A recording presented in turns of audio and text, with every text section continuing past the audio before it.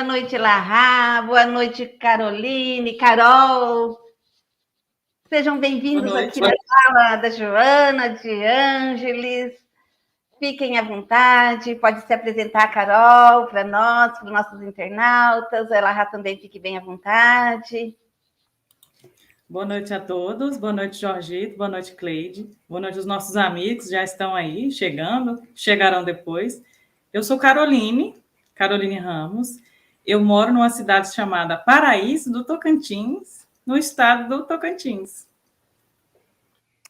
E eu auxilio a Carol no trabalho que ela faz de análise das obras de de Dona Ivone do Amaral Pereira. Nós estamos, desde o ano passado, passeando pelas várias obras de Dona Ivone, já vimos as obras autobiográficas, vimos vários romances, e aí nos preparamos para esse ano fazermos eu, Carol e Paulo Witter, o estudo da obra Memórias de um Suicida, que é uma obra que, de certa maneira, Cleide, é muito conhecida no movimento espírita, mas é pouco lida. As pessoas conhecem, mas elas não se aproximam do que tem dentro. E muitas vezes pensam que o que tem dentro dessa obra é só uma coisa martirizante sobre suicídio. Então, nós estamos estudando, cada semana a gente toma um aspecto diferente da obra. Estamos já no capítulo, na live 18 do estudo dessa obra. E aqui no canal Joana de Ângeles, a gente faz uma vez por mês, juntando todo o conteúdo de um mês e faz um condensado para apresentar aqui uma vez por mês aquilo que a gente tem apresentado lá na nossa outra série. Então, já vimos a questão técnica do suicídio e o vale, depois nós vimos a questão do hospital, depois nós passeamos pelos aspectos que diziam respeito aos vários departamentos, passamos pelo departamento feminino também.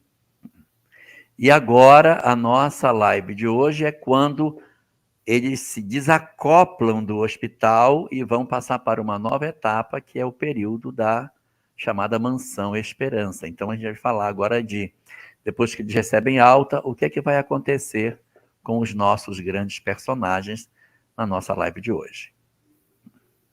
Isso. E nós estamos muito felizes em ter a Carol conosco aqui hoje. Exato. É porque quando os assuntos são mais difíceis, a gente tem que precisar a ajuda dos universitários para poder levar os conteúdos. Então, hoje, como a gente vai falar de uma coisa muito fantástica, que é essa Mansão Esperança, a gente vai ter a oportunidade de ver isso. Boa noite, Renatinha Cunha, seja muito bem-vinda. Boa noite, Cirlei Marzani, Denise Balô, meu Deus, está todo mundo aqui. Meu querido Marcondes Moreira, que agora não é mais de Paulista, agora é de Recife, Pernambuco, também seja muito bem-vindo à nossa live. Boa noite a todos. E para darmos início à live de hoje, ao estudo de hoje, eu vou fazer uma prece. Vamos então aqui agradecer a Deus, a Jesus, o nosso mestre, por essa oportunidade bendita de estarmos aqui todos reunidos em seu nome para falar sobre o seu amor. Obrigado, Mestre Jesus. Senhor, auxilia-nos a reconhecer as nossas disponibilidades. Todavia, concede-nos semelhante amparo, a fim de que saibamos realizar o melhor ao nosso alcance. Ensina-nos a encontrar a paz na luta construtiva, o repouso no trabalho edificante, o socorro na dificuldade e o bem nos supostos males da vida. Abençoa-nos e estende-nos as mãos compassivas em tuas infinita bondade, para que te possamos perceber em espírito na realidade das nossas tarefas e experiência de cada dia. Obrigada, Senhor. Que assim seja. Vamos dar início à live, então. Eu vou deixar o Elahá com a Carol, vou ficar aqui nos bastidores, e qualquer coisa vocês me chamam e eu volto, ok? Tá certo. Muito obrigado, Cleide. Vamos começar, Carolita. Nós temos hoje uma grande tarefa, que é comentar, na sequência daquilo que a obra Memórias de um Suicida nos apresenta, a discussão sobre o que aconteceu com os nossos companheiros depois da alta do hospital. Mas a gente vai começar com uma audiodescrição. Que tal, Carol? Vou começar fazendo a minha, depois você faz a sua. Nós estamos aqui dispostos em 2 quadros, um à esquerda, onde eu estou, e o à direita é o quadro onde Carol está. Eu sou um homem de 60 anos, do ponto de vista biológico, da minha certidão de nascimento, né? Mas eu, na verdade, tenho assim uma aparência um pouco mais velha do que 60. Eu tenho os cabelos brancos, os poucos que sobraram. Estou usando um óculos de aro metálico bem fininho. Uso um fone de ouvido daqueles que tem também um ponto de tomada do microfone aqui à frente. Não uso barba nem bigode, estou com a barba por fazer. Tenho sobrancelha bem marcante, bem grossa. Já está embranquecida, mas era bem grossa. Estou hoje vestindo uma camisa branca com alguns detalhes em amarelo e ao fundo eu tenho uma parede branca com uma obra de artesanato. Não é um quadro, é um artesanato feito em tela com a aplicação de algumas flores de plástico que as pessoas pensam que é um quadro, mas são flores plásticas presas numa tela de metal. Então isso é a imagem que vocês podem me ver, e a Carol aqui do meu lado também vai fazer agora a sua audiodescrição. Então, vamos lá. Eu sou Caroline, eu sou uma moça, tenho 32 anos, tenho pele clara, cabelos castanhos, meus cabelos são lisos, longos, abaixo dos ombros ali, batendo na cintura. Meu rosto é redondo, redondinho assim, tenho olhos castanhos também, bem redondinhos, como 2 jabuticabinhas. Passei um batom assim bem claro, estou usando brincos, um fone de ouvido, é aquele fone que está pendurado assim, né? Estou usando uma blusa, ela tem algumas flores assim, em rosa, desenhado. E atrás de mim a gente tem uma parede branca. Minha blusa também é branca. E atrás de mim nós temos uma parede branca. Muito bem. Na nossa última live, nós estávamos conversando sobre os vários departamentos que foram visitados pelos nossos internos do hospital. E agora, depois de todo esse período de visitação, de percepção de que eles estão numa condição diferente, eles vão receber uma grande possibilidade, a chance de irem para Portugal, para poderem ver o lugar onde eles viveram, poderem ter a chance de reencontrar com suas próprias histórias. E aí a gente vai ver um impacto muito grande disso que vai acontecer, porque eles eram 5. Era Belarmino, João, Jerônimo, Camilo e Mário Sobral. Só que nós temos um deles, que é Jerônimo, que não vai na viagem mais. Ele está recolhido no chamado isolamento, em função daquilo que a gente já comentou nas outras lives. Ele não está mais junto com os companheiros. Ele foi destacado em função das suas desobediências lá. Ele foi colocado numa outra ala, num outro prédio, que é onde tem uma disciplina mais rígida para enquadrá-lo. E agora, nessa viagem a Portugal, somente vão os 4. João, Belarmino, Jerônimo não, Mário Sobral e Camilo. Os 4 é que seguem para Portugal. E aí, o que é que a gente vai ter de notícia disso, Carolita? O que é que a gente tem de notícia dessa viagem dos nossos companheiros a Portugal?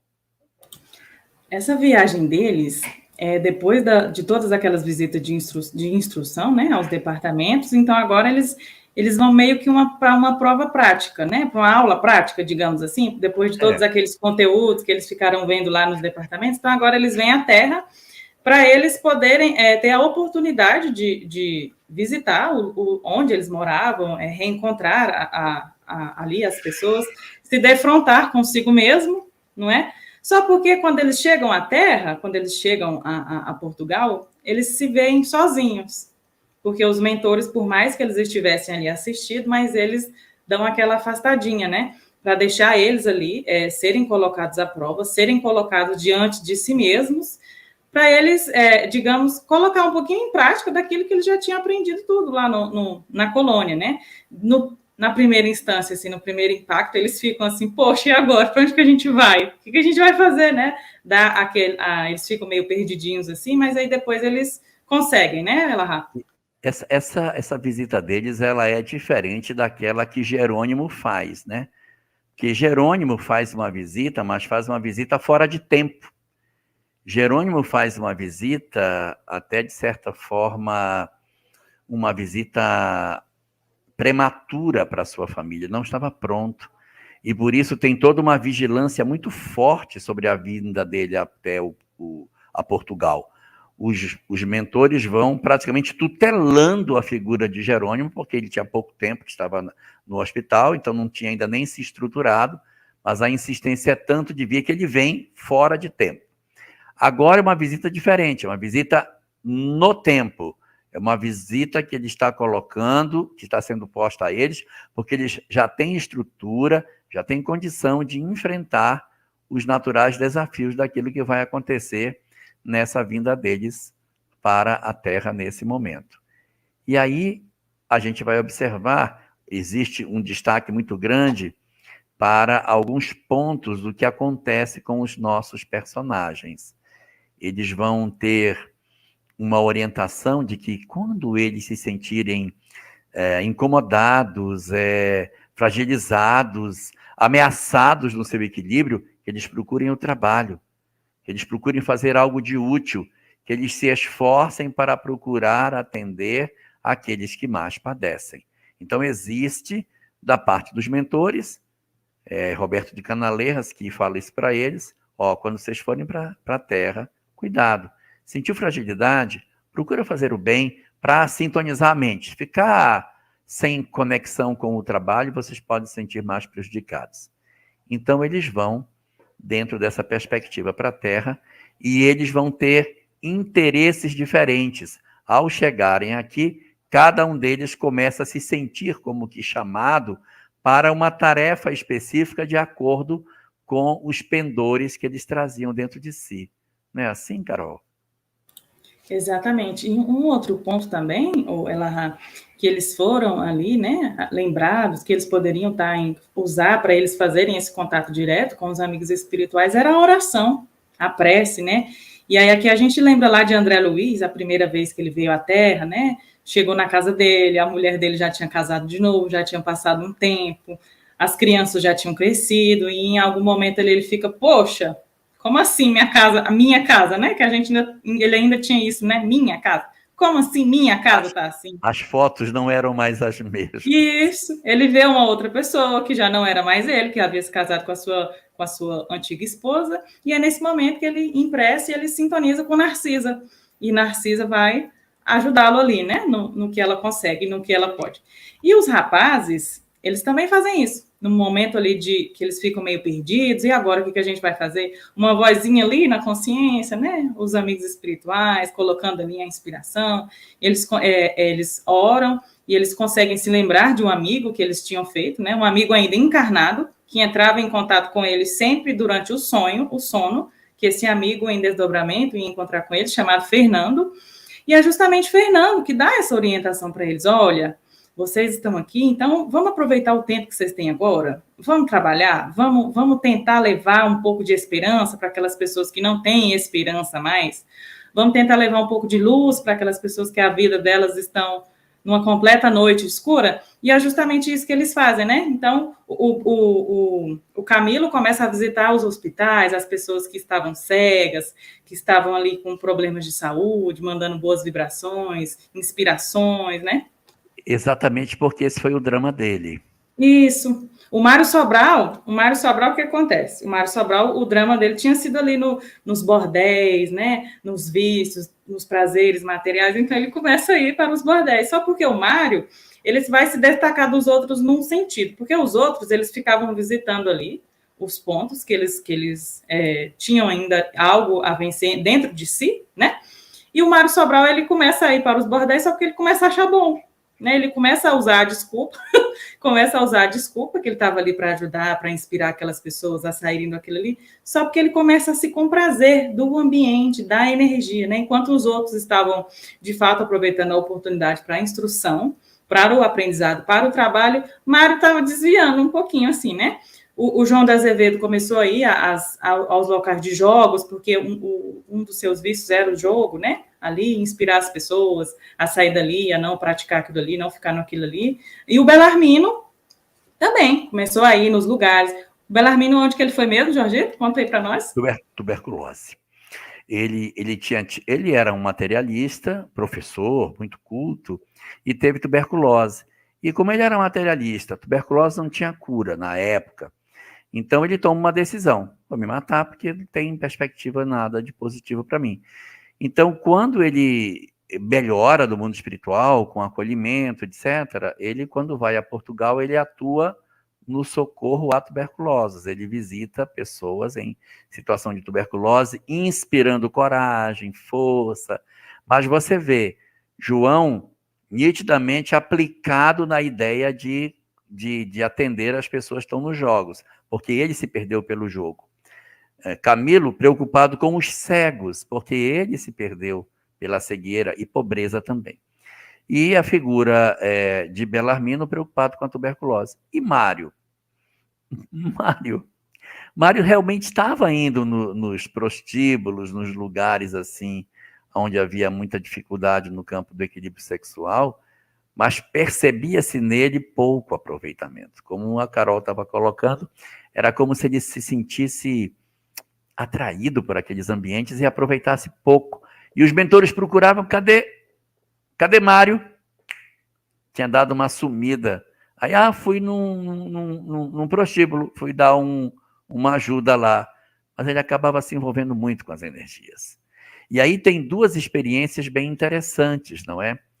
Que a obra se debruça de maneira mais específica, que são duas visitas particulares que são feitas.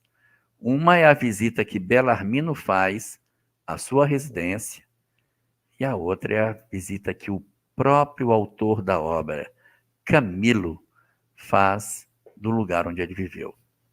Não é isso, Carol? E interessante que o Belarmino, quando ele chega aqui, ele já logo procura o seu antigo lar para ele revisitar e ver, né? Ver lá alguma coisa que ele queria ver. E o Camilo ficou procrastinando a visita dele, a casa dele. Ele demorou 1 mês. Ou seja, ele fugia de si mesmo. Ele fugia do autoencontro, né, Jorgito? Isso não é um indicativo da personalidade dele, Carol, porque assim parece que ele tem medo de se defrontar e de tomar uma decisão. Então, o que seria o esperado? O que seria o esperado é que, poxa, eu estou preso, doido para voltar para Portugal, estou tendo a chance. O mais lógico, assim, de princípio, é: vou correr para ver minha casa, vou correr para ver a minha vida que eu deixei. Mas Camilo tem uma característica de procrastinar. E isso mais tarde, mas daqui a alguns meses, quando a gente chegar nesse ponto, a gente vai poder tocar de maneira mais efetiva nessa característica que Camilo possui. Então, ele não vai logo para o lar dele. Mas quem vai visitar o seu lar é exatamente o outro. Belarmino, que vai junto com Camilo para visitar o lar dele, não é, Carol? Eles vão juntos visitar o ambiente aonde Belarmino viveu. Interessante que eles dois, eles ficam ali ombreados, né? Eles meio que, não, vamos nos unir agora, não temos mais ninguém, é só nós dois. E eles selam ali meio que a amizade, o companheirismo, né? E o Camilo acompanha o Belarmino. Quando o Belarmino chega a casa, não encontra ninguém, já tudo diferente, ele, poxa, cadê minha mãe, né? Então, quando o Belarmino chega, ele já não encontra mais a família também naquela casa mais. Não, aquela casa já era de outras pessoas, né? De outros proprietários, enfim. Ele fica desorientado, querendo saber notícias da família. E a mãe dele? Aí ele vai até o cemitério. Ele, não, talvez minha mãe já desencarnou, eu não estou sabendo, né? Aí ele vai ao cemitério. Realmente a mãe dele, de fato, já havia desencarnado. A mãe dele havia desencarnado 6 meses depois do desencarne dele. Oh. E aí ele chora ali, aquela dor profunda. E o Camilo fala para ele assim, Belarmino, você está chorando por quê? Se nem a gente não está aqui, nesse túmulo, se nem a gente não está aqui, por que você está chorando? A sua mãe não está aqui, não.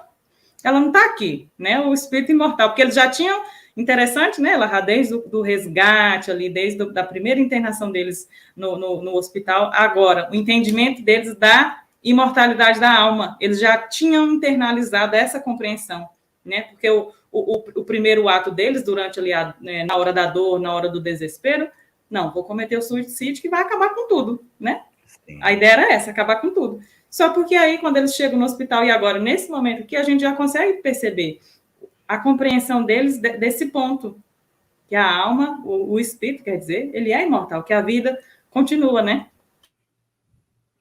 E assim, eu achei bem interessante também uma coisa que a obra destaca, que ele chega em casa querendo encontrar a mãe, mas ele não encontra a mãe dentro de casa, mas ele encontra o psiquismo da mãe dentro do ambiente doméstico dele. Assim, é uma coisa assim, bem interessante isso. O psiquismo da mãe dele, como que habitando a casa, e ele vê como se fosse a mãe dele, falando, conversando, e ele, como é que eu vou dizer assim, como se ele visse as lembranças dela nos lugares aonde ela falava, onde ela vivia. As lembranças dele são tão vívidas sobre a mãe que é como que se ele visse a mãe verdadeiramente naqueles lugares. E ele, então, fica profundamente mexido com tudo isso. E é interessante perceber que tanto ele como a mãe, os dois eram materialistas. Tanto Belarmino como a sua própria mãe, eles eram materialistas e agora estavam defrontados com a imortalidade, defrontados com essa realidade toda. Então, é um choque muito forte o encontro de Belarmino, o materialista, procurando sua mãe, e ele, na verdade, não a encontra. Ele vai ao túmulo, ela também não está lá. É uma solidão, porque ele amava demais a mãe, e a mãe o amava demais, a ponto de que a mãe não suportou a perda do filho, e 6 meses depois ela desencarna. E ele agora procura pela mãe e não a encontra. Que dor, né? Você ter alguém que você tanto ama e, em função dessa desobediência, faz parte da terapia, para que o espírito grave que isso é muito ruim. Todos esses processos são feitos para que não se repita o ato do suicídio. Então, o espírito tem aquela ideia de que é muito ruim se suicidar, porque você sente muitas coisas, e uma delas é não ter a chance de reencontrar com facilidade com os entes queridos, para que você diga, eu tenho uma sensação ruim caso eu decida pelo suicídio, para evitar a reincidência, né? E esse primeiro caso... Sim, Carol, fala. Não, eu queria só lembrar aqui rapidinho, por exemplo, igual o Jerônimo. Talvez se ele não tivesse sido tão insistente naquela visita prematura, né? Porque os rapazes, eles vão encontrar com a família mais para frente. Estou dando um spoiler aqui, né? Mais para frente, né? Talvez se o Jerônimo não tivesse feito aquilo, o desfecho dele teria sido diferente também, né? Até se ele tivesse esperado um pouco mais, até ele adquirir ali a compreensão de fato o que tinha acontecido, tudo que estava acontecendo, né? Qual era aquela nova realidade, né? Talvez ele teria tido um desenrolar um pouco mais diferente, né? É verdade. Você vê o quanto que a nossa impaciência, a nossa insubmissão, nossa desobediência, como ela provoca em nós sofrimentos desnecessários, né? Aí temos até uma mensagem no Evangelho que é obediência e resignação. Coisa que a gente cultiva pouco, por isso passa por uma série de dificuldades nas nossas vidas. Mas esse é uma das duas visitas importantes que tem.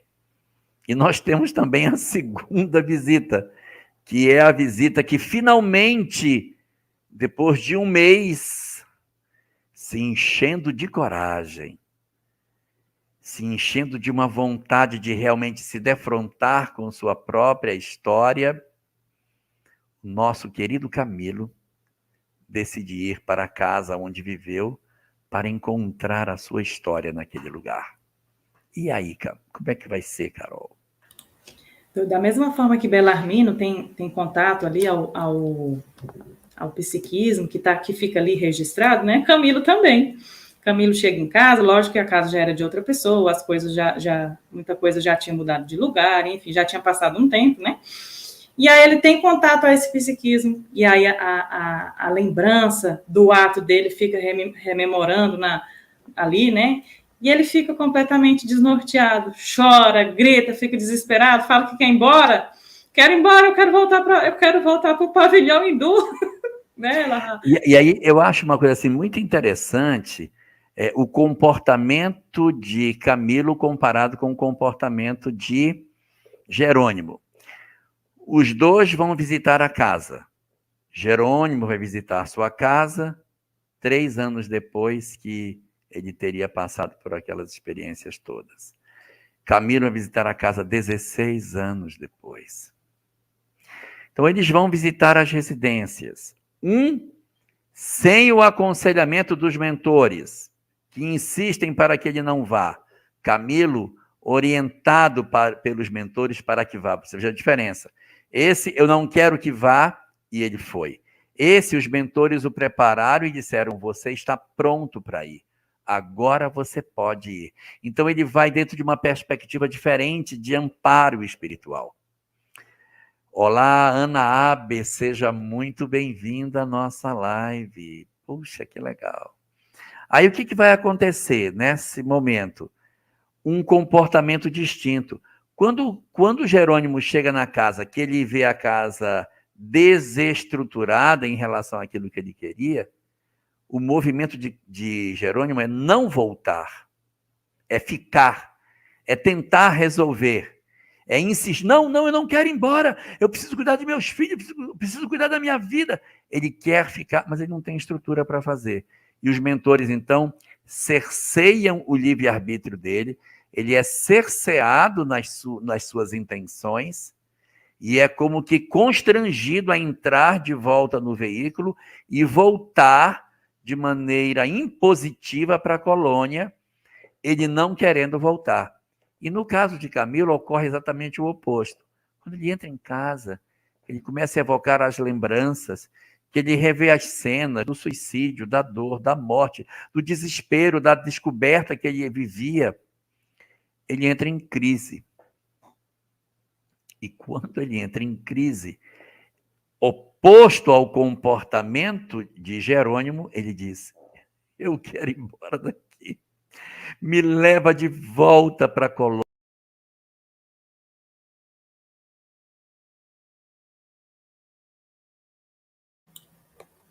Eu não sei se o Elahá caiu, ou se... Cleide, você está aí? Não sei o que foi. Eu estou aqui. Ele deve ter desconectado alguma coisa lá, ele deve voltar já, Carol. Tá, não, eu achei que fosse a minha, eu falei, não, vou esperar a Cleide aparecer, talvez foi a minha, né, porque às vezes ela oscila um pouquinho. Então, vou enquanto ele não volta, vou puxar aqui o ponto que ele estava falando, Isso, né, isso. que ele estava falando sobre o Camilo, quando ele vê a casa dele, ele ficou um pouquinho ali desnorteado, né, e aí... depois passa um tempo, ele chora, ele grita, ele fica como que alucinado, ele quer ir embora, voltar para a colônia, ele não quer ficar ali, né? A fuga do encontro consigo mesmo, do encontro com as suas próprias lembranças, né? E aí ele fica um tempo ali, nesse momento de perturbação, e aí ele lembra de orar, né, Jorgito? Ele fica ali nesse período de perturbação, ele lembra de orar, né? E isso é interessante, porque ele faz igual a mim. Quando ele se vê assim, tão desesperado, ele tenta fugir daquele lugar. que nem eu tentando fugir da live. Então, ele tenta fugir do ambiente onde ele estava, tentando, de alguma maneira, não se defrontar com aquela realidade. E aí é como você estava lembrando. Quando ele percebe isso, uma segunda diferença entre Camilo e Jerônimo. Ele procura o amparo espiritual. Lembra do conselho que ele recebeu quando você estiver... Orem. Ele diz, não, eu vou orar. Eu vou pedir ajuda, vou me acalmar e vou pedir ajuda que vai dar certo. E ele ora. E quando ele ora, 2 companheiros de lá da colônia aparecem lá para ele. Então, ele vai ter a oportunidade de reencontrar Romeu e Alceste, que aparecem para ele. E, diferente do que ele poderia esperar, os amigos dizem, não, mas a gente não vai levar você. Você vai ficar. Olha a diferença de Jerônimo para Camilo. Jerônimo dizia, eu quero ficar. Não, você vai. E Camilo, eu quero ir. Não, você vai ficar. Por quê? Porque ele já tinha estrutura emocional, ele já possuía grandeza do ponto de vista de equilíbrio para se defrontar com os seus fantasmas, com as suas dificuldades. Então, era benéfico para ele, era terapêutico que ele ficasse. Então, Camilo fica. Camilo vai ficar. E os mentores dizem, nós vamos ajudar você para que você consiga superar isso. E ele fica fica naquele período, na própria quinta onde ele viveu. É um desafio danado, né? Você tem que se desafiar e dizer, não, eu vou ficar morando nesse períodozinho curto, né? Eu vou ficar morando na minha propriedade para que eu me defronte com os meus fantasmas, para que eu me adapte nessa realidade e eu consiga, de fato, ter sucesso naquilo que eu vim fazer. É muito bonita essa parte. Queria pensar um ponto aqui, Elahá. Quando ele encontra os amigos, né, lá da colônia, quando ele passa na porta, que ele encontra ele, é tipo assim, que alívio, não tô sozinho, tem alguém aqui que eu conheço, né? Tô amparado, é igual a gente pode pensar assim um pouquinho. A gente está amparado o tempo inteiro. A gente está o tempo todo. Mas, às vezes, a gente está tão desnorteado, perturbado ali com as nossas próprias tempestades internas, que a gente não percebe. Então, o que aconteceu? Camilo estava completamente perturbado com aquela tempestade que ele mesmo criou, que ele não conseguia perceber os amigos espirituais ao lado dele. Então, na hora que ele vê, nossa, que bom, estou amparado, não estou sozinho. Então, às vezes, a gente precisa ver para crer, mas não. A gente precisa acreditar sem precisar ver, porque eles estão ao nosso lado sempre. E a gente não está desamparado nunca. É a nossa fé, talvez, que está pequenininha. A nossa confiança, que às vezes está bem pequenininha. E aí é o exercício diário que a gente busca para aumentar essa confiança, para aumentar a fé. É um exercício, né, Elahá?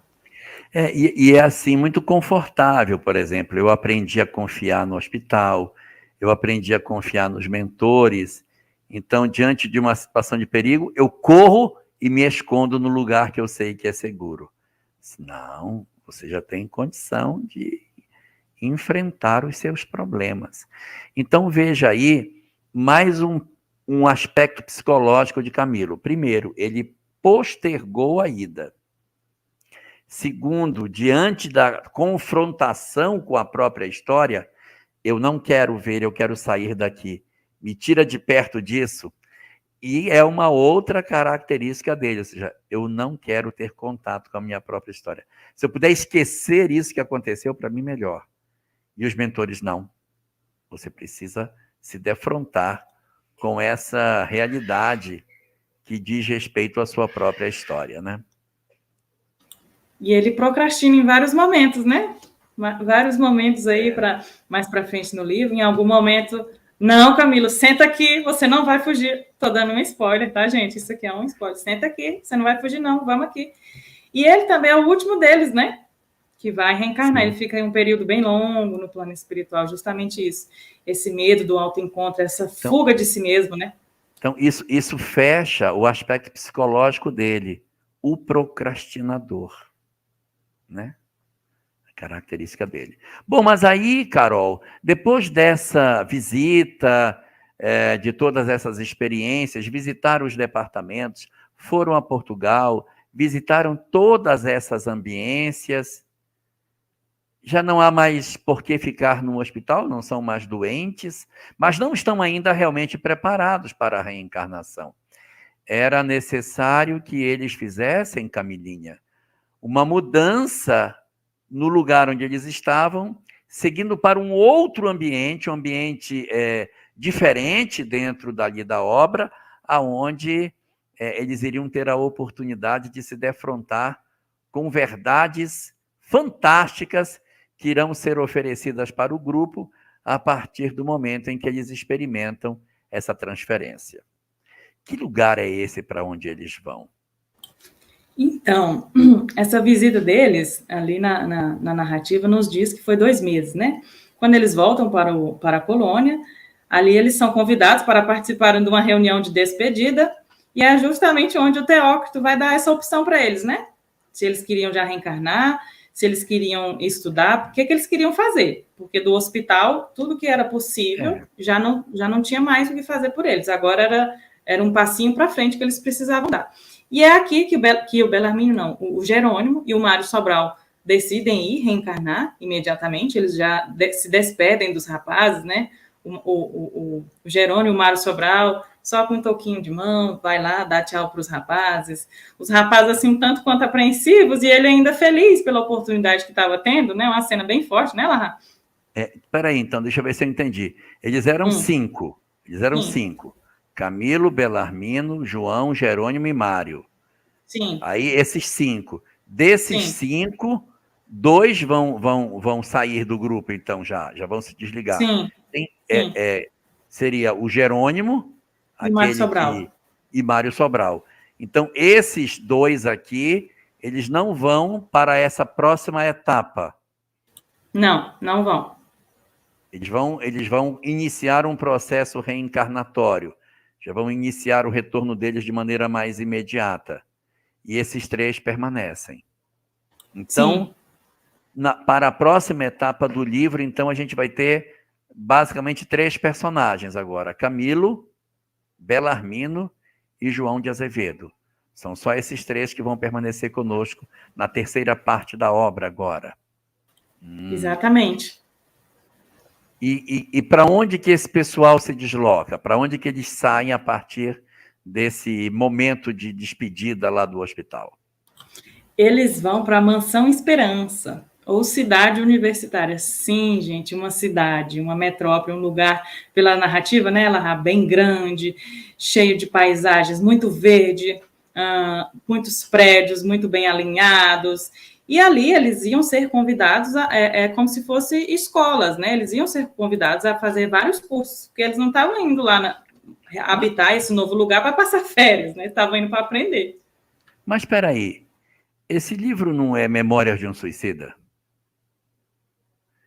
Não é esse o livro? Ou você mudou de livro? Ou esse ainda é o livro porque o pessoal tem tanto medo de ler? Como é que é isso? É a mesma obra? Sim, é a mesma obra. Sim, nessa colônia temos uma universidade, sim, temos uma universidade que eles vão ter contato a vários cursos, com vários instrutores, cada um deles com algumas características bem peculiares, né, ali, que é o que o espírito vai adquirindo durante o seu processo, né, de existência ali, enquanto espírito imortal. E sim, é esse livro mesmo, é o Memória de um Suicida. Nós não mudamos de livro, é o mesmo livro. Interessante, né? As pessoas falam assim, às vezes, que essa obra é uma obra muito pesada, mas a gente vê tanta beleza, a gente vê tanta instrução, a gente vê tanta coisa maravilhosa dentro dessa obra, que é realmente muito surpreendente. Eu comparo o livro com uma jangada que entra no mar. A jangada, para entrar no mar, ela tem que vencer aquelas 2 ondas de arrebentação que tem na entrada, que você joga a jangada e o mar devolve a jangada para fora. E aí você tem que passar a arrebentação. Passa a primeira onda e passa a segunda onda. Quando você atravessa a segunda onda, a jangada pega o vento e vai embora. Ela não volta mais. Ela singra o mar a partir do momento que ela vence a segunda onda. Numa comparação, a primeira e a segunda onda seriam como se fossem o primeiro e o segundo capítulo da obra. Você tem que vencer o primeiro e vencer o segundo capítulo. Você vencer a arrebentação, o que tem para frente são instruções muito interessantes de como é que se desenvolve o processo de reorganização espiritual desses companheiros que viveram a experiência de um suicídio, o que é profundamente consolador, né, Carol? A gente ter a oportunidade de se perceber envolvido numa cidade universitária com tantos conhecimentos, tantas verdades espirituais oferecidas. E quando a gente chega nessa parte, se a gente for olhar lá desde quando eles foram resgatados do vale, né?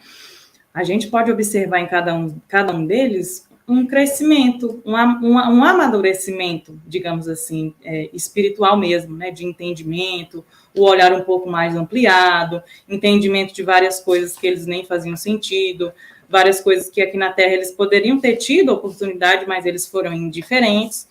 E na Cidade Esperança, na cidade universitária, na Mansão Esperança, a gente vai ter mais um ponto que é, assim, extraordinário, que é a arte, que é o uso do belo e do bom como um fator de instrução. Então, a gente vai ter ali poesias, a gente vai ter músicas, a gente vai ter cenas, a gente vai ter histórias, a gente vai ter várias coisas também lá na Mansão Esperança.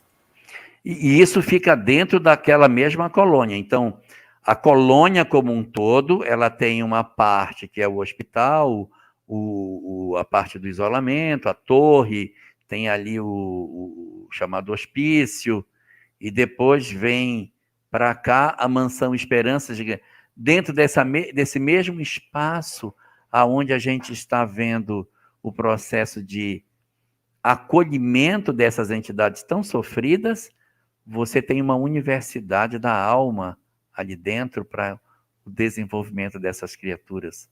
Que coisa interessante. Muito interessante isso. Quando eles chegam lá, quando eles se deparam com os prédios, né? Que eram, digamos, como se fossem os cursos que eles iam fazer, né? E aí está escrito assim, no prédio: moral, filosofia, ciência, psicologia, pedagogia, cosmogonia e esperanto. Olha só, isso aqui é a Mansão Esperança, aquela lá mesmo que resgatou aqueles lá do Vale. Olha só, então aí você vai... Então é como se realmente fosse uma universidade, cada prédio com uma formação específica, aonde eles vão estudar as diversas ciências com os seus instrutores ali. Realmente é uma universidade espiritual, né? Boa noite, professor Caruso. Meu Deus, que surpresa maravilhosa a sua presença conosco hoje aqui. Muito bom estar com a gente. Muito prazer aqui ter a sua companhia. Então, e aí é uma coisa interessante que tem os vários prédios, né? E tem um prédio sobre o Esperanto, onde eles estudavam ali a língua.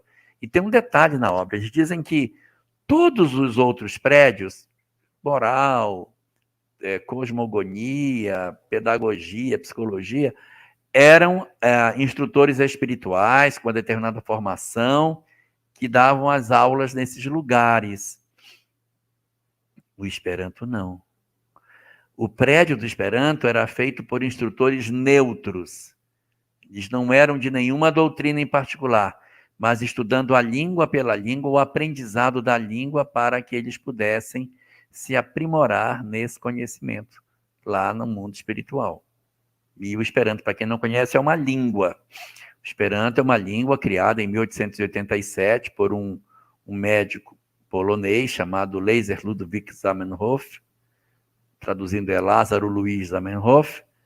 Ele, utilizando os recursos de linguística, ele constrói uma língua sem exceções, de regras muito fáceis e muito tranquilo para você aprender. Então, o Esperanto seria uma proposta do mundo espiritual para a integração entre os homens e fazer com que as pessoas não se submetessem à língua de ninguém, para que as pessoas falassem. E assim, o objetivo do Esperanto não é ser a língua universal. O Esperanto, o objetivo é ser a língua internacional. Qual é a diferença? A diferença é que nós falaríamos português e Esperanto. Os nossos vizinhos da América Latina falariam espanhol e Esperanto. Os americanos, inglês e Esperanto. Cada um, entre os seus iguais, falaria seu idioma nativo. Numa conversa entre povos, a gente usa o Esperanto para a conversa entre as criaturas. Essa é a proposta do Esperanto, para ser língua internacional e não uma única língua universal. Eu queria puxar um ponto aqui, ainda nisso que você está falando sobre o Esperanto, porque em determinado momento da obra, eles vão tentar ditar as mensagens, né? Ditar algo para os médiuns, para que os médiuns pudessem psicografar. Só que os médiuns, aí tinha toda aquela dificuldade da língua, tinha a dificuldade também da vaidade dos médiuns, Camila até ditou algumas coisas ali por Fernando, aí os companheiros achavam que ele estava mentindo, ele foi ridicularizado, foi todo um processo, né? Então, eles tiveram, sim, esse problema com a língua, né? Da pessoa que estava recebendo a mensagem, não conseguia compreender. E, nesse momento, queria só resgatar um ponto aqui, antes da gente seguir. Nesse momento aqui, estava refletindo sobre isso hoje. Nesse momento aqui, quando eles chegam na Mansão Esperança, eles são recebidos por duas mulheres, né? Duas mulheres. Até então, o elemento feminino não aparecia na obra. Eles ficavam separados. E aqui na Mansão Esperança, eles vão começar a conviver com o elemento feminino ali durante o estudo, durante as atividades, o recreio, digamos assim, né? E aí eles vão ser convidados para, como se fosse uma reunião de recepção, né? E aí eles vão. E é durante essa reunião de recepção, que é o coordenador ali da Mansão Esperança, é o irmão Sóstenes. E eu achei, assim, bem interessante, quando eles entram no pavilhão, eles eram ali uma quantidade de 200 indivíduos, né? A caravana deles ali era 200. E eu achei bem interessante que ele vai falando que eles fizeram meio que uma matrícula, e durante ali a reunião, eles eram chamados nome por nome. E interessante que lá no Vale, como que eles foram resgatados? Sendo chamados nome por nome, né? E aí eu queria lembrar um ponto assim, que Jesus, ele nos conhece pelo nosso nome. E nenhuma das suas ovelhas ficam desgarradas. Ele vai lá, se tem um perdido, ele larga as outras, vai lá resgatar. E eles chamam a gente nome por nome. E eu achei bem interessante a descrição na narrativa, que eles eram chamados nome por nome, e eles ficaram bem emocionados, choravam ali, né, com a oportunidade, mas de alegria. Deve ser, Carol, presta atenção. Você viveu uma história que moeu a sua alma, você ficou no vale, desesperado, desarvorado, desamparado. Aí, de repente, abre-se uma porta em que as pessoas dizem, vem, nós vamos te dar a chance de você estudar. Você aqui não será mais um doente, você não é mais um hospitalizado, você agora é um aluno numa universidade. Então, o quanto isso deve ter sido prazeroso e importante na reconstrução emocional, você ouvir o seu nome e se sentir como um ingresso numa instituição que vai te acolher para um processo de instrução, sem aqueles traços, porque o suicídio, isso ficou para trás. Tanto que eles não discutem, como acontecia no hospital, a questão do suicídio não é mais uma discussão presente. A discussão dali para frente é instrução, é conhecimento, é autoconhecimento, mas a discussão específica de tratamento do suicídio, ela fica como um pano de fundo de tudo isso, depois que eles se transferem para esse novo ambiente, né? Que eles foram chamados nome por nome, né? E o nome deles meio que ecoava ali na colônia, nos jardins, no universo, né? Então, é bem isso que você está trazendo, eles se reconhecer ali, filho de Deus, pertencente, e hora nenhuma eles foram julgados, condenados, nada, né? Somente amparados. Eu achei bonito, no discurso do irmão Sóstenes, pela narrativa, descreve que ele fez o discurso das boas-vindas ali, apresentando os instrutores, que a gente vai falar deles, né, falando ali de cada um. E os portugueses, os espíritos ali portugueses, entendiam o que o irmão Sócio estava falando no português deles. Os brasileiros entendiam o que o irmão Sócio estava falando no nosso português. Os espanhóis entendiam o que o irmão Sócio estava falando em espanhol. Então, olha só a beleza, o cuidado, o amparo, o zelo e o acolhimento da espiritualidade com eles, né, que ainda estavam ali, ainda tentando aprender para poder ter uma nova chance, uma nova oportunidade de reparar, né, todas as pendências. Isso é como se fosse um restaurar da minha cidadania. É como se eu tivesse perdido a condição de cidadão, eu tivesse perdido a condição de ser pessoa, e agora eu estou devolvendo a você a sua condição de cidadão, de integrante de uma sociedade. Ouço o meu nome dizendo que eu estou sendo reintegrado num processo de reerguimento claro das nossas almas. E aí você falando aí dessa fala que cada um ouvia na sua própria língua, isso remete a uma cena que aparece também no hospital, quando eles recebem um caldo. Quando eles chegam no hospital, vindo do Vale, primeiro dia que eles chegaram do Vale no hospital, eles recebem um caldo reconfortante. Imagina, depois de tanto tempo com fome, sede, passando tanta necessidade, um leito limpo e um caldo. Mas era caldo de quê? Era uma canja? Era um caldinho de feijão? Era um caldinho de legumes? O que era esse caldo? Então, lá na obra diz o seguinte, que o caldo tinha o sabor do caldo que eles tomavam quando crianças, que é para evocar o sentido de família, de maternidade, o sentido de pessoa. Então, eles recebem um caldo com as características de sabor daquilo que tinha a ver com a história deles. E agora, novamente, eu ouço a palestra no idioma com o qual eu estou acostumado. Um fenômeno de xenoglossia, parecido com o que acontece com Pedro, o apóstolo, no dia de Pentecostes, quando ele faz uma fala para as pessoas no dia de Pentecostes, ele fala e cada um que estava ouvindo, ouve na sua língua. Aí os homens estão assim ouvindo Pedro falar, aí um vira para o outro e diz, mas ele está falando na minha língua? Aí o outro diz, não, ele está falando na minha língua. E o terceiro diz, não, ele está falando na minha língua. Ou seja, cada um ouvia a fala de Pedro na sua língua materna. E aí, novamente, esse fenômeno acontece no ingresso deles nessa mansão, que vai ser um local maravilhoso de aprendizado para todos eles, né? Eu queria também destacar aqui um outro ponto, Carol, que é essa figura do elemento feminino. Esse aumento da figura feminina nessa parte da obra, eles justificam dizendo que era exatamente para evocar o sentimento materno, a reaproximação com o universo feminino, que eles estavam apartados dele. Porque durante o período em que eles estiveram no hospital, só enfermeiros. Não tem contato com o elemento feminino.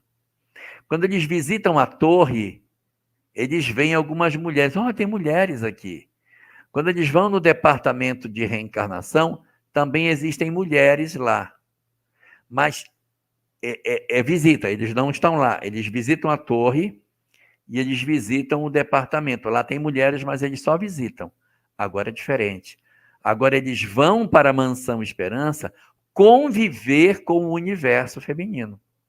Eles vão conviver com esse ambiente onde havia várias mulheres ali que eram chamadas de as vigilantes. Olha o nome. Eram mulheres, espíritos que se apresentavam como mulheres e que conviviam no meio deles, observando as condutas, fazendo as orientações e sendo uma espécie de inspetoras, de tutoras do trabalho de atendimento a todos eles. Então, aconteceriam os cursos, aconteceriam todos os processos de instrução, mas seria, na verdade, as mulheres que fariam a articulação, as festas, os ambientes.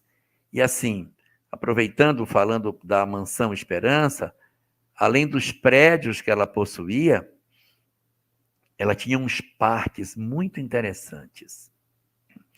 Os parques que tinha na Mansão Esperança, eles traziam réplicas de determinadas imagens que pertencem ao nosso mundo corporal. Então, havia ali determinados ambientes da Terra que tinham sido criados por essas vigilantes. Elas diziam assim, nós vamos criar uma região aqui, uma cena da Terra, vamos nos concentrar. Concentrava e plasmava no mundo espiritual determinados lugares da Terra em miniatura, para que evocasse nas criaturas as emoções desses lugares que a Terra possui. E aí, lugares assim bastante marcantes da história do planeta estavam lá representados pelo psiquismo dessas mulheres. E um que é bem destacado é o Lago de Genezaré. Então, o que elas fizeram? Elas idealizaram o Lago de Genezaré, não na mesma proporção, o lago é grande, ele tem 13 metros de largura e 13 quilômetros de largura e 19 quilômetros de comprimento. Não é desse tamanho todo, mas elas fazem uma réplica do lago para que quando as pessoas pensassem em Jesus à beira do Lago de Genezaré, aquele recorte ali apresentado lembrasse as pessoas a passagem de Jesus no planeta. Então, e cada paisagem dessa criada tinha o nome das mulheres que haviam plasmado esses ambientes, que eram visitados nos dias de festa, nos dias de arte, nas cenas de celebração em que eles ali se reuniam em torno desses lagos. Ali estava uma plaquinha apresentando o nome dessas mulheres que estavam envolvidas nessa grande universidade de ensinamentos, que era a Universidade Mansão Esperança, cidade universitária. É isso, Carol? Isso que você está trazendo sobre essas criações fluídicas, né? E é justamente aqui, né, na Mansão Esperança, quando eles pensavam que os habitantes ali, eles recebiam as visitas dos familiares. E aí os meninos pensavam assim, poxa, já faz tanto tempo que a gente está aqui, até hoje a gente não encontrou com eles. Já tinham até, né? Já tinham, né? Tá bom, tá tudo certo. Só que chega um momento que eles vão receber, eles vão reencontrar com a mãe. Belarmino vai encontrar com a mãe, Camilo vai encontrar com a família. E Pera. Quer dizer que o Belarmino, aquele que era materialista, e que foi na casa da mãe, e que não achou a mãe, porque a mãe já teria morrido, e que chorou na sepultura dela, ele vai encontrar a mãe depois. Sim, vai. E nessas criações fluídicas, as moças, as vigilantes, elas criam ali a cena que traz a memória da casa dele, uma lareira, um cômodo da casa, para ele resgatar ali dentro dele o sentimento afetivo, né? E aí eles têm esse momento de reencontrar com a família, justamente sendo ali envoltos por essas criações fluídicas. Não é bonito isso? Nossa, então eles faziam o ambiente da onde eu vivi com meus pais para encontrar meus pais, para dar mais intensidade no reencontro. A gente, assim, quando você visita um centro de recuperação de drogados, é um negócio muito interessante, porque as pessoas estão ali reclusas, não pode sair, mas uma vez por mês a família visita. É uma emoção tão grande quando, na véspera, né, os que coordenam, olha, amanhã os parentes de vocês vêm, então vamos tirar a barba, vamos cortar o cabelo, vamos escolher uma roupa bonita, porque amanhã é dia de festa, amanhã você vai ver seus parentes. Então, eles são estimulados a enxergar o momento de encontrar a família como um momento, assim, importantíssimo. E é incrível você ver eles sentados nas mesas, e aí os parentes chegam, eita, que todo mundo chora, entendeu? Os pais encontram os filhos, as esposas, os maridos, aí eles veem os filhos, e eles sabem que precisam de estar ali para se recuperar, e choram, e se abraçam, e vivem toda uma emoção, refazem seus pactos de afeto, se fortalecem, e acreditam na possibilidade da recuperação. É uma das coisas mais bonitas que eu já vi, é o encontro das famílias nessas instituições. É lindo, é lindo, lindo, lindo, lindo. Existe isso também no ambiente prisional. É muito bonito no ambiente prisional. Mas no ambiente onde tem o pessoal em recuperação, as clínicas de recuperação, é muito tocante. E aí você vai visitar o seu ente querido, aí você vê que ele está mudando a cor, está ficando mais corado, que ele não tem mais aquele aspecto envelhecido, aquele aspecto cansado. Não, o rosto da pessoa vai mudando, a roupa vai ficando mais arrumada, porque ele está todo torto, todo feio, todo arrumado. Nossa, é uma emoção incrível. E aí eu fico transpondo isso para esse momento de encontro, aonde você revê seus pais depois do tropeço que você deu. Camilinha, eles ficam mais gordinhos mesmo, é verdade. Porque quando entram nas clínicas, eles estão muito magrinhos, não se alimentam direito, vivem assim uma vida muito irregular. E aí quando você volta para ver barbeado, tudo arrumadinho, nossa, é uma emoção muito grande. E aí eu fico imaginando você reencontrar sua mãe no ambiente onde você viveu com ela. É um negócio espetacular. Você vê o carinho, Carol, o carinho que essas entidades têm em querer produzir nessas experiências a chance do reencontro dos espíritos que tanto se amam. É muito bonito isso. Muito bonito. Mas a gente mudou de livro? A gente trocou de livro, Elahá? Eu acho que trocaram o livro. Eu acho que me venderam o livro com a capa e na hora de fazer o livro eles trocaram o que tinha dentro, entendeu? Porque o livro, assim, as instruções que a gente recebe, as informações da misericórdia, as informações dessa preocupação em resgatar. Você não vê ali uma palavra de condenação. Vocês são espíritos que não merecem. Não, é uma solicitude, é um carinho, é um zelo, um cuidado, é um aconchego assim. Vem cá, deixa eu cuidar de ti. É muito, muito forte isso nesse pedaço da obra, que tem esse aspecto de resgate afetivo e tem o aspecto instrucional, de instrução. Porque, de um lado, eles estão trabalhando o emocional, cuidando do reencontro com a família, esse contato com a arte, tem momentos de saraus, tem um monte de coisa assim, e tem o outro momento no qual eles estão estudando, né? Estão aprendendo, estão se dedicando ao aprendizado. A Camelinha escreve aqui que são rupturas diferentes.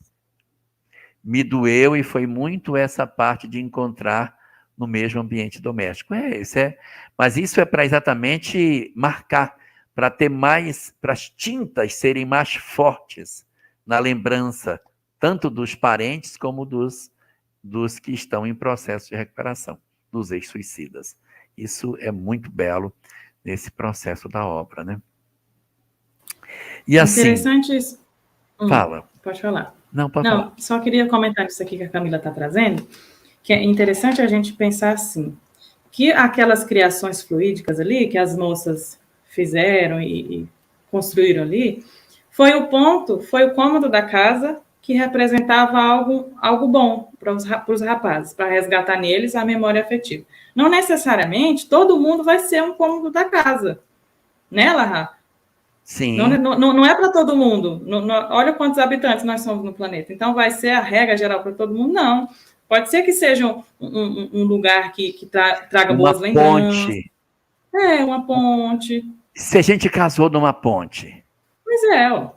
Vamos dizer que você tem um espírito que ele casou numa ponte. Aí ele vai reencontrar a esposa.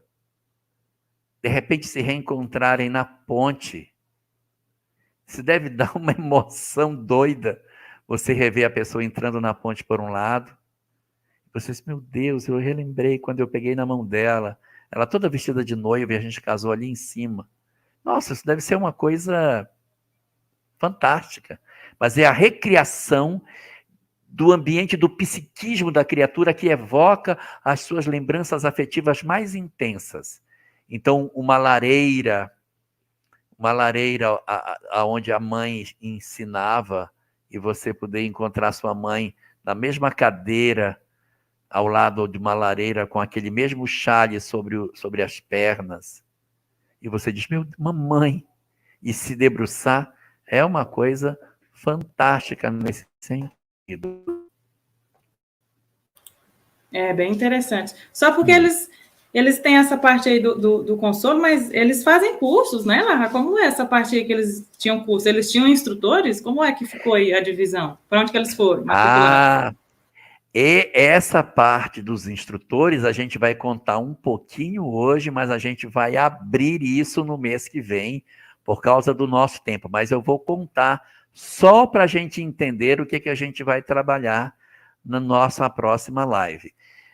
Eles vão passar para esse local que tem todo esse amparo que a gente está falando, emocional, afetivo, de encontro, de família, de arte, mas ali não esqueçam que é uma cidade universitária, então eles vão ter ali grandes estudos, grandes momentos de aprendizado.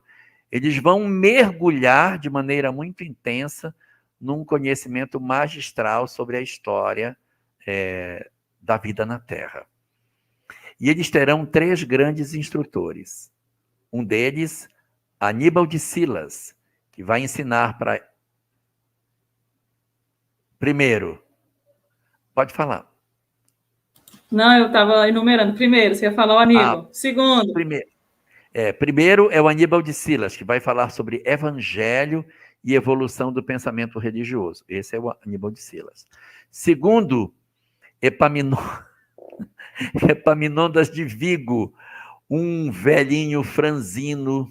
A diferença dele para mim, fora a questão espiritual, porque ele também é velhinho, né? É que ele tinha uma barba muito grande que ia até na cintura. Eu não tenho barba. Mas assim, ele era um cara franzino, velhinho, que conhecia o evangelho e tinha relações desde a época de Alexandria. Foi discípulo de Pedro, tem toda uma história. E ele ensinava ciências.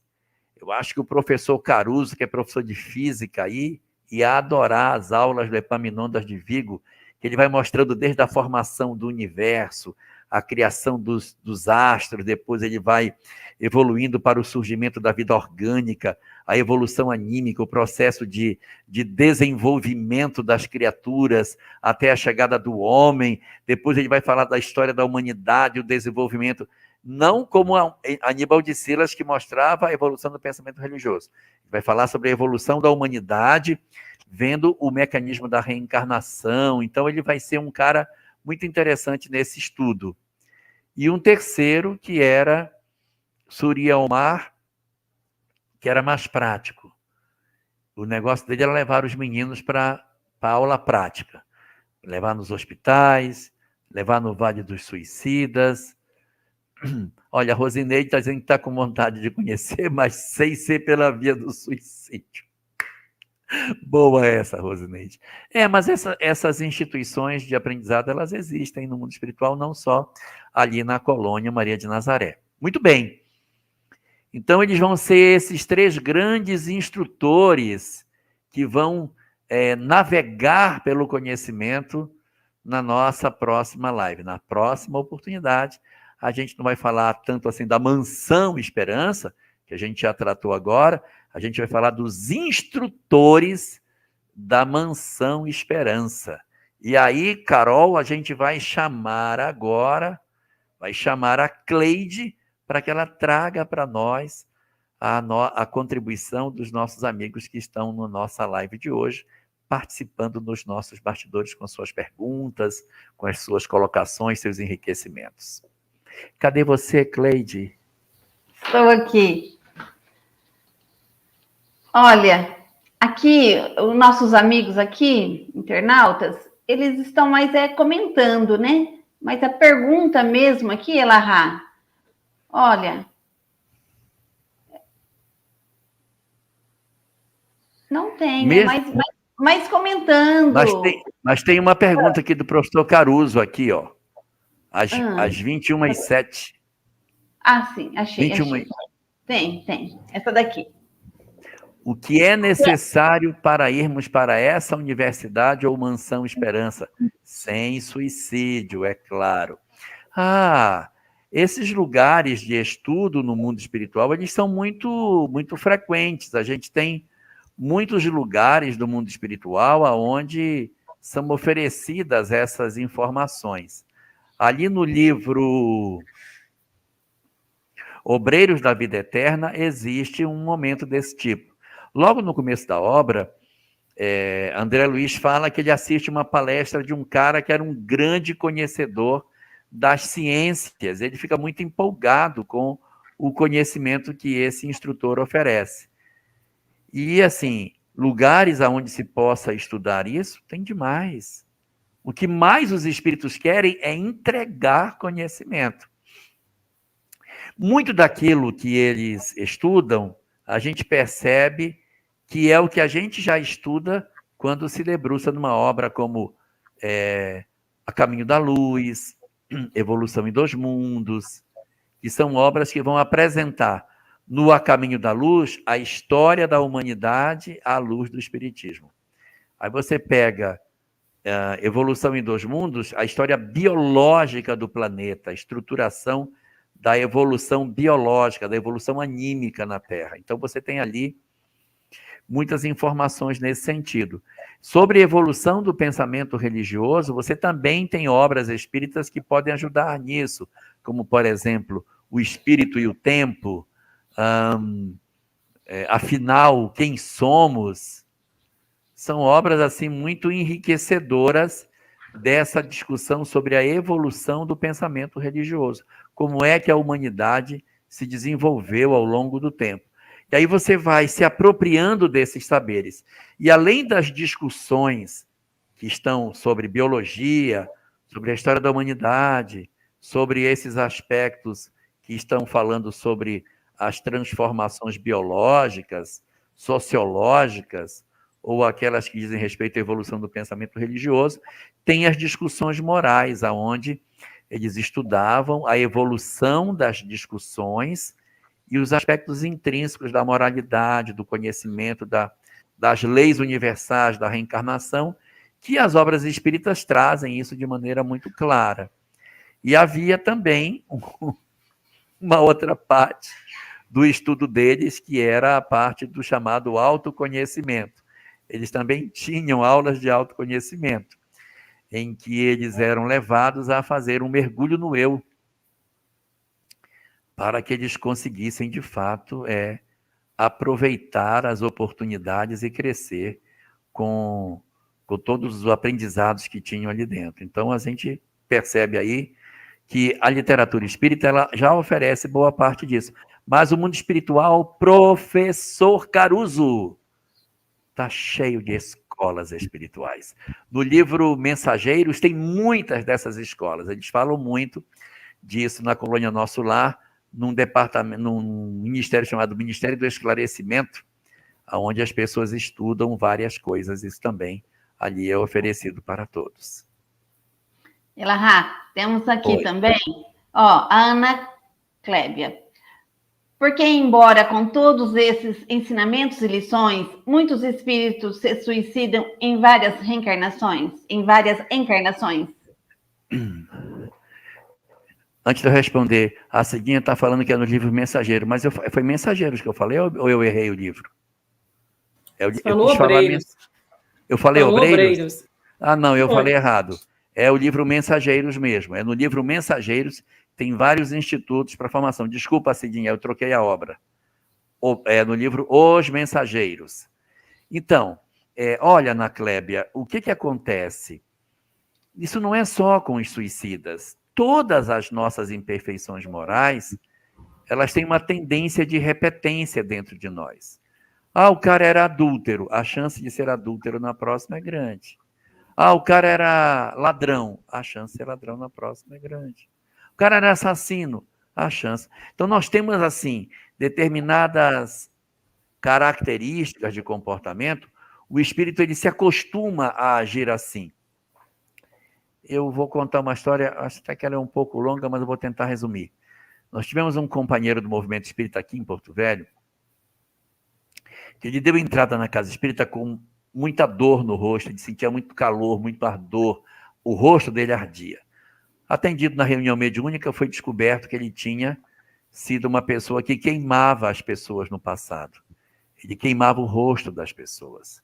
E por isso que os seus perseguidores hoje se aproximavam, fazendo com que ele sentisse emoções parecidas com a que ele havia produzido.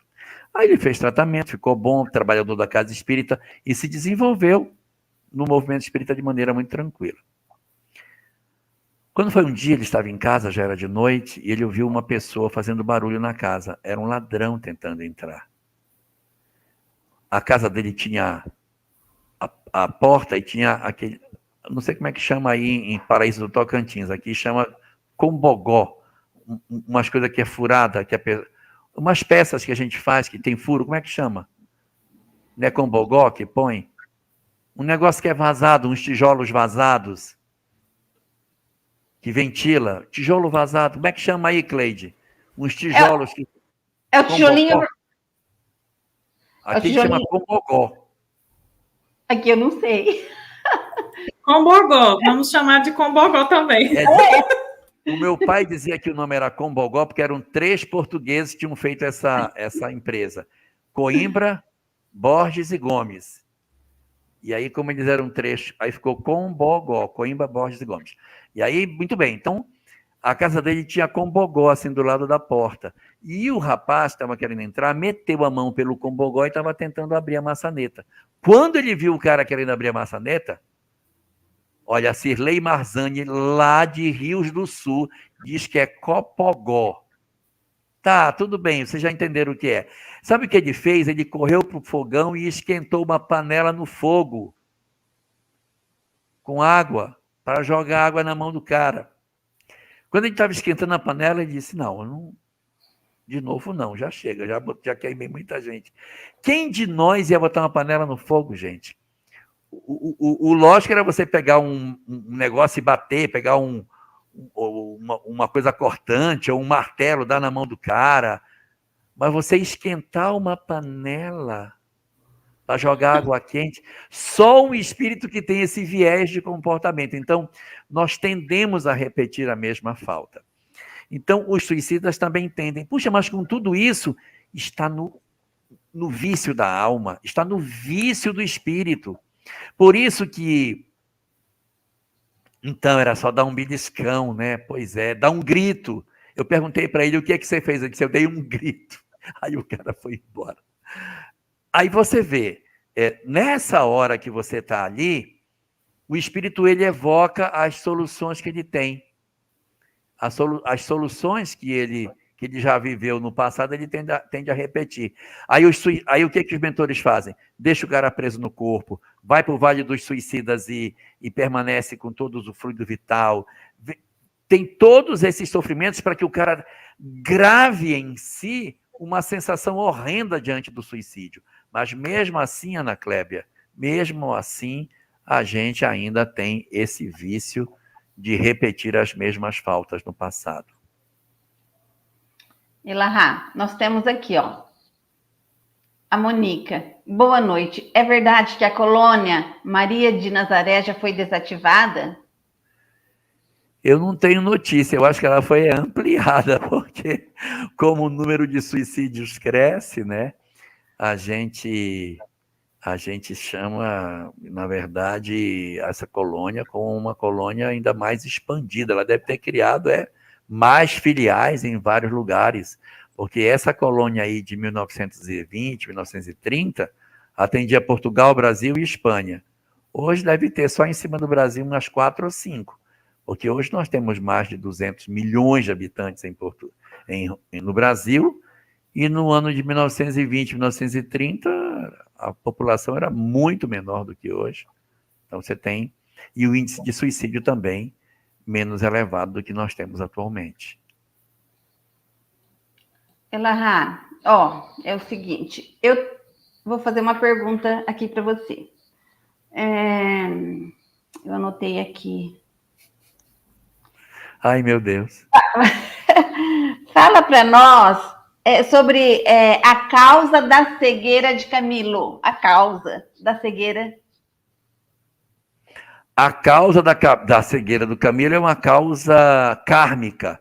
Ele tem um histórico ligado com cegueira que justificou estar cego agora.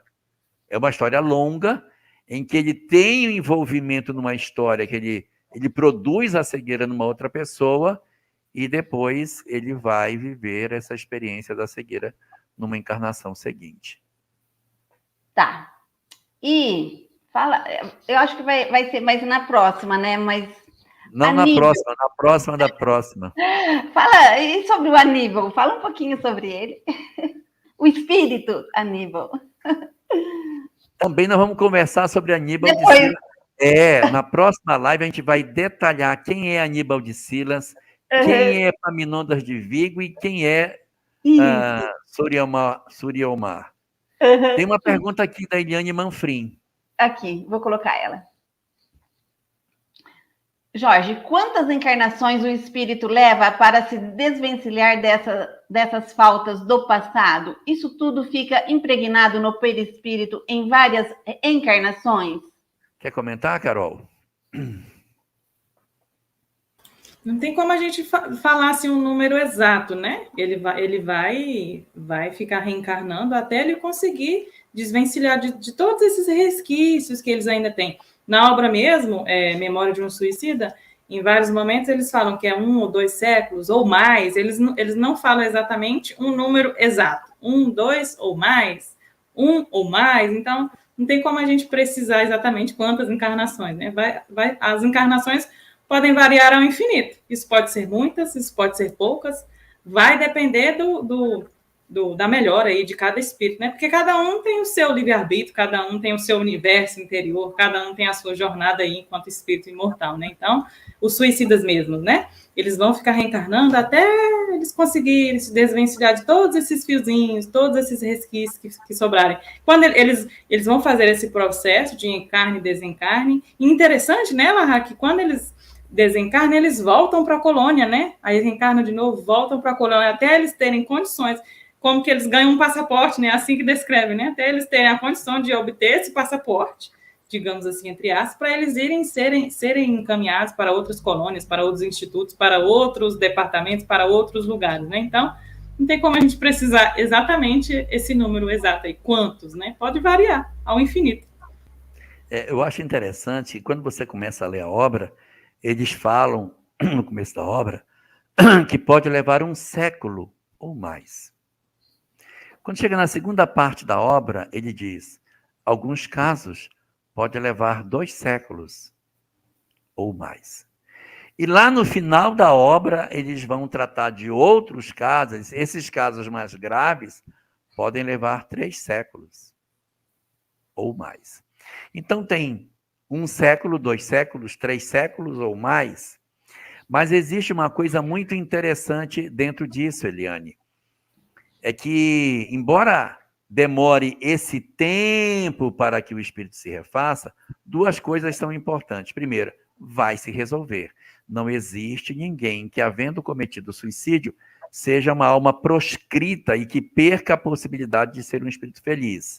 Isso é uma boa notícia para as mães, para os pais, para as esposas, para os filhos, para saberem que seus entes queridos, por mais que tenham tropeçado, têm a perspectiva, eles absolutamente têm serão espíritos resolvidos lá na frente. Então, esse é um primeiro ponto. E o segundo é o seguinte: a encarnação não vai se dar daqui a 2, 3 séculos. Ele pode encarnar daqui a 2 anos, daqui a 5 anos, daqui a 10 anos. Não é assim, o cara se suicidou, vai reencarnar só daqui a um século. Não, não, não, não.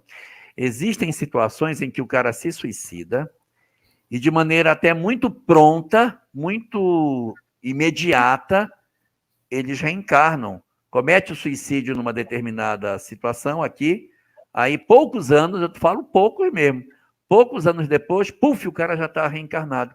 Ué, mas como assim? O cara cometeu suicídio? Ele vai reencarnar, mas ele vai reencarnar muitas limitações do ponto de vista físico. Ele vai reencarnar muito prontamente, mas ele ainda não está pronto para enfrentar uma experiência desse tipo, né, Carol? Essa possibilidade existe, né? Sim, essa possibilidade, ela existe. A gente tem um exemplo, e os casos de reencarne dos suicídios, eles variam também, né? A gente não pode generalizar, todo mundo que suicidou vai nascer assim. Não, daqui a pouco a gente vai andar na rua e vai ficar fazendo diagnóstico, checklist das pessoas que a gente está vendo, né? Então, assim, as obras, os livros, é para a gente ampliar o nosso olhar um pouquinho, entender o processo da reencarnação, entender o processo reencarnatório, que as oportunidades, elas variam ao infinito, né? E a gente também tem um exemplo, né, Larra, do nosso livro aí preferido, lá do Amor e Ódio, também da Dona Ivone do Amaral Pereira, que a gente tem um personagem na encarnação atual dele, que é o personagem principal, e ele não tem nenhuma deformidade no corpo, né, Larra? E numa encarnação anterior, ele havia cometido suicídio. Aí ele teve uma encarnação curtinha, ele reencarnou de novo, uma encarnação curtinha, todo cheio todo cheio de sequelas no corpo. Aí nessa terceira encarnação, que a gente também não sabe se foi a terceira, se foi a quarta, né? Também não especificou no livro, né? Se foi logo em seguida, se não foi, né? Então, nessa encarnação dele, enquanto Gaston, ele tinha um corpo perfeito, o corpo sem nenhuma sequela. Então, as formas e as maneiras, elas... Ele se suicidou, pouco tempo depois ele reencarna sequelado, vive uma existência curta, cheio de lesões, ele era mudo, abandonado da família, vivia na rua, aí pum, desencarna cedo e depois reencarna como Gaston. Mas eu vou lembrar um outro personagem, Carol. Você talvez não tenha lido essa obra, mas a obra chama Renúncia. Na obra Renúncia, que é a obra predileta da Carol, tem o irmão da Alcione, que era o primo da mãe dela, que se suicida. E ele reencarna também prontamente como Rob, sequelado também. Então, ele desencarna como suicida, encarna logo prontamente com sequelas. Se o suicida conseguir aguardar mais tempo para reencarnar, ele tem mais possibilidade, não é uma garantia, mas ele tem mais possibilidade de vir mais arrumadinho. Se ele tiver uma encarnação muito imediata, muito pronta, a tendência é que ele, de fato, traga mais sequelas do suicídio, porque não deu tempo dele se organizar emocionalmente. Eu fui claro. A Rosane, Jerônimo reencarnou rápido? Encarnou rápido? O Jerônimo, ele encarna razoavelmente rápido. Depois que ele vai lá pro isolamento, ele fica lá 1 ou 2 anos, mais ou menos. Aí é quando ele já vai para o departamento para fazer o seu processo reencarnatório junto com o nosso querido Mário Sobral. Eles ingressam juntos naquele local lá do recolhimento, onde eles vão começar o trabalho, que demora 1 a 2 anos para que eles façam isso. Oi, Elahá, eu acho que agora as perguntas acabaram. Tem comentários, bastante comentários aqui. Olha. Tem na obra do André Luiz aquele que o suicida reencarna e desencarna afogado por vista grossa da madrasta, e no mundo espiritual estava com a garganta machucada, esqueci o nome de tudo e de todos. Entre a Terra e o Céu, a obra fala de Júlio. Júlio encontra a esposa com o melhor amigo, num relacionamento íntimo. E ele, quando percebe a esposa o traindo, ele toma veneno para se matar. Aí o pessoal leva o Júlio para o hospital. E aí conseguem fazer ele vomitar e tal, tira o veneno. Mas ele fica o trato aqui digestivo dele fica todo destruído. É, Júlio, filho de Odila, esse mesmo. Ele fica todo destruído, todo sequelado no sistema digestório dele. Mas ele está hospitalizado. Quando ele melhora um pouquinho, que ele consegue andar, o que ele faz? Ele foge do hospital, que ficava na beira de um rio, e se joga no rio e se mata. E aí, quando eu li a primeira vez essa obra, aí eu escrevi que ele cometeu suicídio 2 vezes. E aí, depois que eu fui, eu digo, mas como que ele cometeu suicídio 2 vezes? Eu não conseguia, eu mesmo escrevi, eu mesmo não entendia.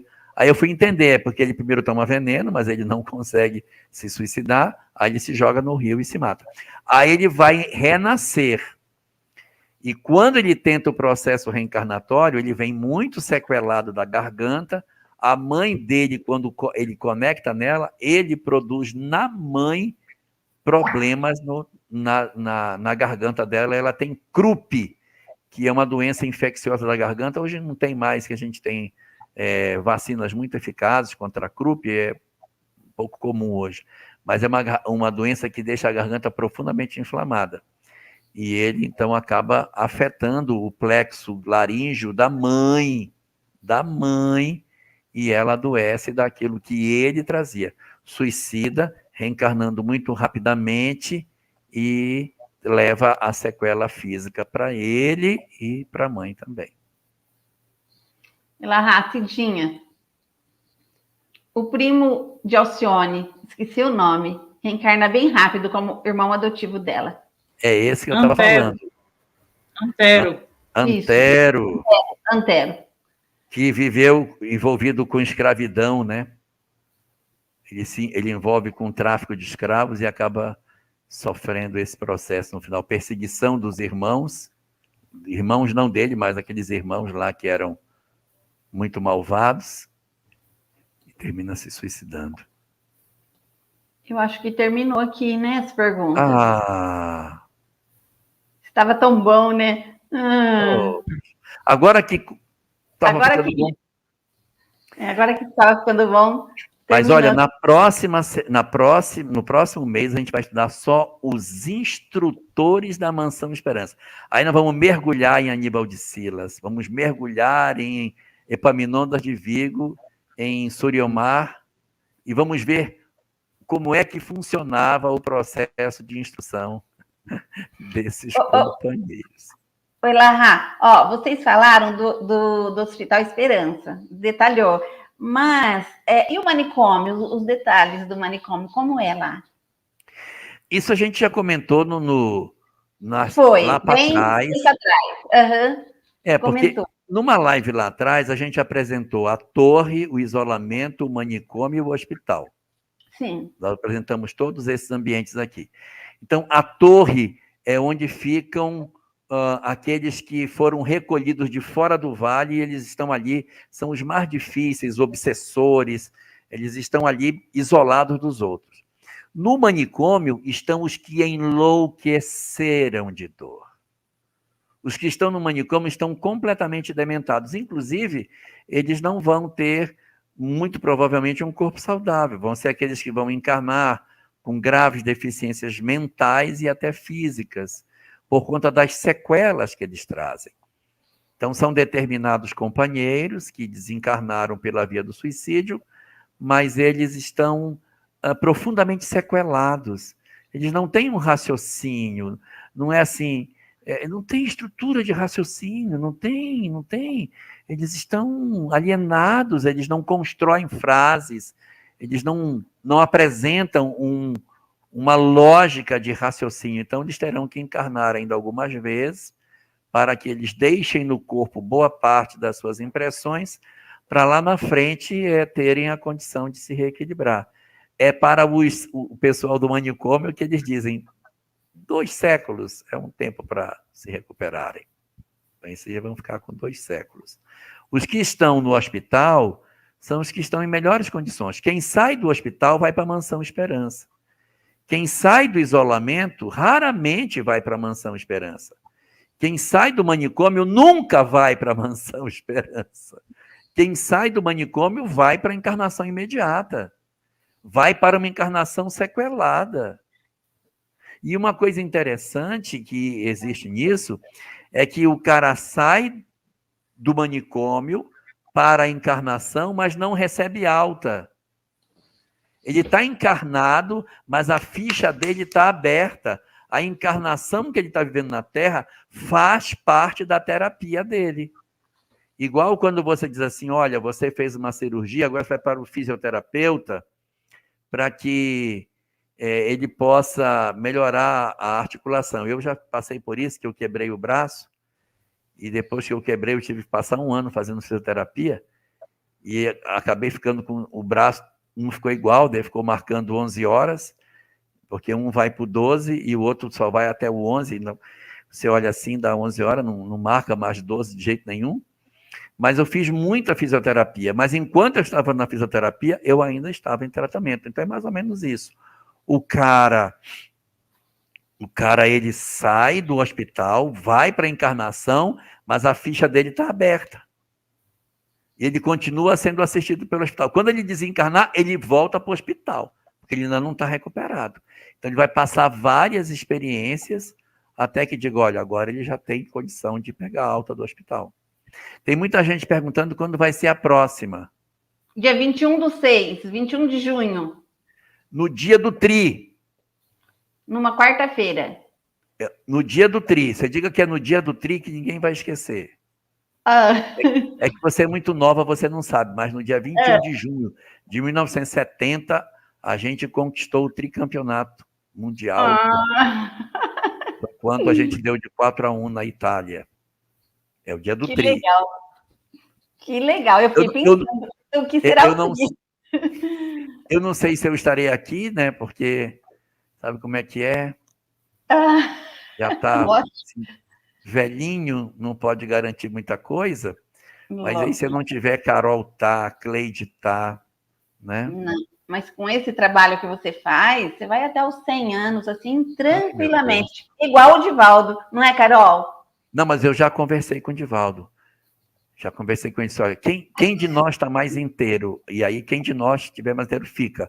Ele vai ficar mais 30 anos e eu já posso ir, que eu já estou mais tranquilo. Olha, então nós vamos encerrar nossa live, tá tão bom, tão gostoso, né? Vamos encerrar. Agradecer a Carol, foi uma alegria. Poxa, Carol, foi um enriquecimento danado hoje. Foi. Agradecer você também, Elahá, foi uma alegria, foi uma noite maravilhosa. O pessoal do chat aqui está falando, está agradecendo. Foi uma noite maravilhosa. Agradecer a todos eles aqui, a companhia de todos eles. Agradecer a todos eles, agradecer a vocês, agradecer a espiritualidade que está aqui conosco, que está nos acompanhando. E pedir para a Carol fazer o despedir dos internautas e pedir para o Elahá fazer a prece final. Tá bom. Então, vou despedir. Vou despedir primeiro, viu, Elahá? Eu que agradeço, viu, Cleide, o convite, o Jorgito pelo convite, a participação dos nossos amigos, né? É tão importante, vários comentários que eles foram colocando aí, eu anotei aqui no post-it, porque são algumas partes que eu já esqueci, por sinal, né? Então, interessante que cada estudo que a gente faz, a gente vai ampliando o nosso olhar para um outro ponto que a gente ainda não tinha percebido, né? Então, com certeza. Muito obrigado os comentários dos nossos amigos, que também são muito enriquecedores. Anotei aqui, vou conferir depois algo que eu já esqueci. E eu que agradeço. E vamos à prece, Elahá? Vamos para a prece. Vamos orar?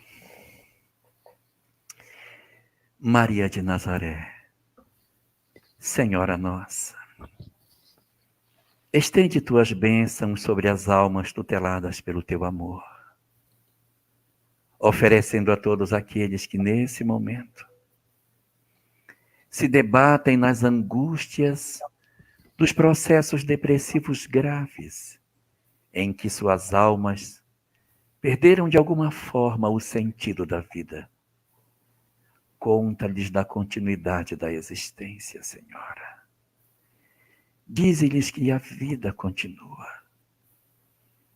Fala a todos esses que desarvorados perderam o prazer de viver, que a vida segue para além. Fala-lhes do teu Filho Jesus, que voltando da morte para encher o teu coração de alegria, ofereceu a toda a humanidade a certeza de que a vida continua. Conta a todos eles, Senhora, que as nossas vidas seguem para adiante e que verdadeiramente a morte não existe. Fala a todos esses que desejam partir antes da hora, que existem mobilizações incessantes do mundo espiritual em socorro de todos nós. Só precisamos acreditar, sintonizar e entregar os nossos destinos nas mãos daquele que tanto nos ama. Rogamos-te assim, que tu protejas a todos eles e que leves a mensagem da imortalidade também para todas as mães que soluçam a perda de seus filhos. Que elas possam ser envolvidas pela tua presença, a trazer-lhes o consolo para suas almas, fazendo com que elas relembrem Jesus, reaparecendo entre os seus discípulos para dizer que a vida continua. Conta-lhes que seus filhos vivem e que, a despeito da forma como tenham partido da existência, não se encontram desamparados, porque o teu amor particularmente cuida de cada um deles. E por fim, Senhora, deita as tuas bênçãos sobre os lugares de sofrimento, onde se reúnem as almas que lamentam as oportunidades perdidas, que lamentam os dias mal vividos, que deploram as oportunidades que perderam e a falta de fé nos dias vividos na Terra. Que todos aqueles que se encontram no mundo espiritual, lamentando as oportunidades que tiveram e que não souberam aproveitar, que todos possam sentir o teu amor se derramando por sobre todas essas almas, reerguendo-lhes o ânimo para a compreensão de que existe um amanhã e a possibilidade, sim, de que todos nos levantemos diante da lei de Deus. Ampara-nos assim, no propósito de compreendermos que a nossa felicidade não é apenas uma possibilidade, mas é uma certeza. Porque todos nós, todos indistintamente, nos reuniremos nos braços de nosso Pai, sob a graça do seu amor e na certeza inamovível de que a felicidade reinará dentro dos nossos corações quando aprendermos a amar. Que as tuas bênçãos, Maria, estejam sobre todos nós e que o teu amor permaneça conosco a envolver as nossas almas, não somente agora, mas para todo sempre.